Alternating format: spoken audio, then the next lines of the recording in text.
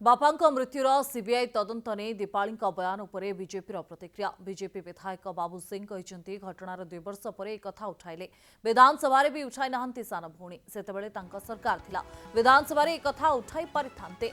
हजार हजार लोक नवदास मृत्युर सत जानिबा को चाहते। सीबीआई तदंत चाहूले मुझी सीधासख मुख्यमंत्री को लेखिकी देबा।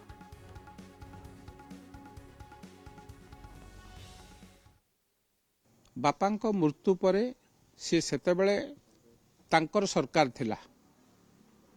से तदंत शिथिलता जदि भाबुथिबे क्राइम ब्रांचर तदंत शिथिलता थिला बा क्राइम ब्रांचर तदंत रे से संतुष्ट नथिले विधानसभा रे मध्य उठेई परिथांते कथा को एवं विधानसभा रे तांकर पाखापाखि 1 वर्ष ऊर्ध्व धरी से विधायिका रहिले से कथा विधानसभा रे मध्य उठेइले नाही।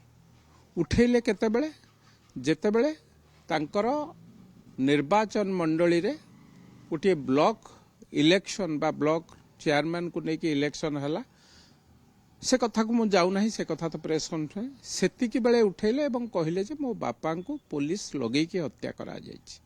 तेणु प्रश्न मोर तांको पाखकु जेतेबेले घटना घटला सेतेबेले ओडिशार कहार सरकार थिला एवं पुलिस की किए लगेला तांको पाखे कोनोसी बोधे सुराग बोधे पाइचंती सी जहा द्वारा से कहिले एवं से कथा को नहीं कि जदि तांकर पूर्व सरकार बा से जो दलरे थिले तांको सरकार जेतेबेले थिला जदि से माने पारु नाहंती बा क्राइम ब्रांच तदंत रे से संतुष्ट नुहंती ताले से रिक्वेस्ट कले आमे सीबीआई तदंत करिबु एवं पूरा खुंट भलिया मो भौणी दीपाली दास को संगे छिड़ा हेबी।